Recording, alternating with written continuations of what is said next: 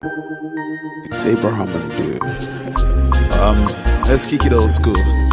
Yeah. Kani werikwa kajawa Jehovah.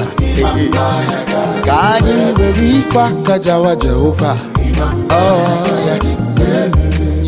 Kele ya. Eme male. Ona worry ale. Oye wani na zapata.